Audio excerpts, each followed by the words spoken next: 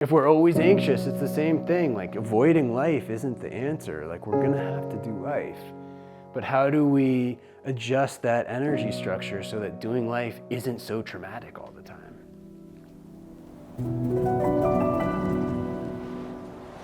The reason our body is the way it is because of millions of years of evolutionary pressure to become this human body. And then there's 9 billion humans on the planet, and all of them are born with a certain level of proficiency for certain types of things. And there's a huge level of variability about, how a human body can function. But essentially, as a human body, we have some basic things that we have to function inside of. We are a series of tubes that like to be filled and emptied at various intervals, and somehow that creates a meaningful experience.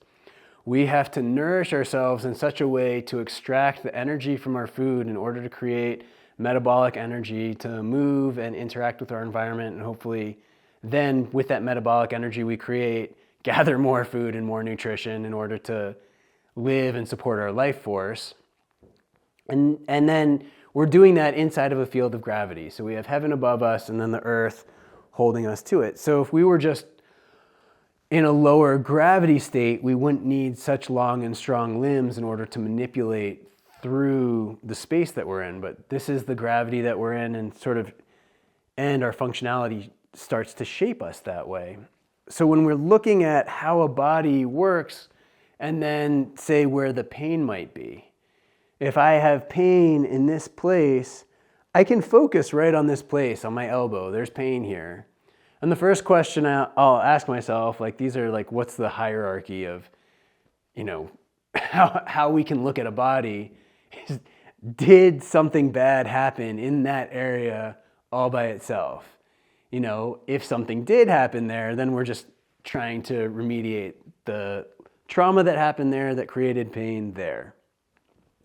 If there's no actual trauma that happened here, then the second question is, how are you using it on a daily basis? What's the functionality you want? And I'll use tennis in this instance. If I'm playing tennis, well, I'm holding a racket and I'm hitting a ball here, but if I'm not integrating through my midline and I'm just hitting here and keeping my shoulder stiff, this becomes the weak link on the joint.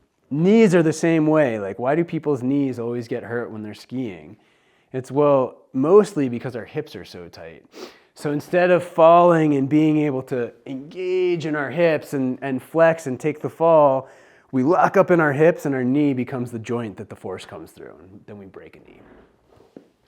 So then, when we look at that second order, there's no trauma that happened here, but we're using it in a way that might be creating trauma there. Then I'm looking at how are we moving through the midline? What's the functionality? Is this person connected to their feet and engaged through their spine, or do they just do the thing that I do, which is overpower it and just smash things?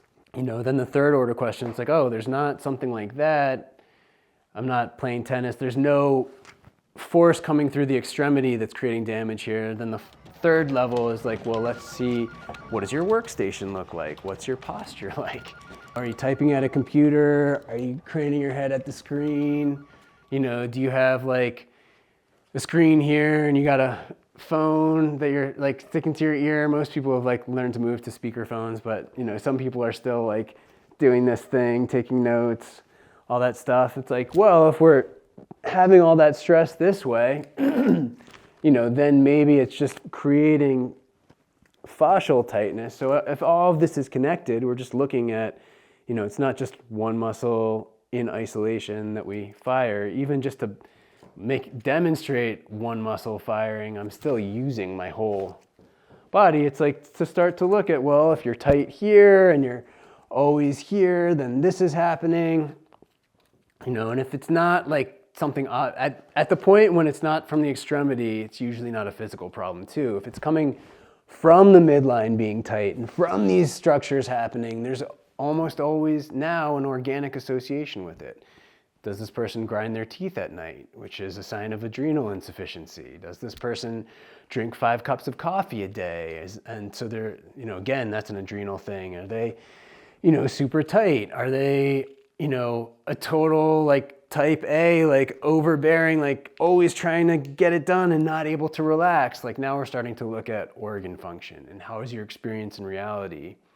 And all of that is connected to how are we being inside of our body? What does it feel like to be me? If I'm here and I just always feel like I got to get something done, that might be my flavor, but that might be something I can change. If I always feel like I just don't want to deal with life, I'm overwhelmed, that's too much for me, getting on the bus is too much, watching the news is too much, like that might be your flavor, but that might also be something that we can start to adjust to give you more balance in reality. Because if we're always reacting to the type A person, we always feel like we need to get something done, we are not really in harmony. We're burning some energy somewhere that's gonna lead us to burnout and lead to disease. If we're always anxious, it's the same thing. Like avoiding life isn't the answer. Like we're gonna have to do life. But how do we adjust that energy structure so that doing life isn't so traumatic all the time?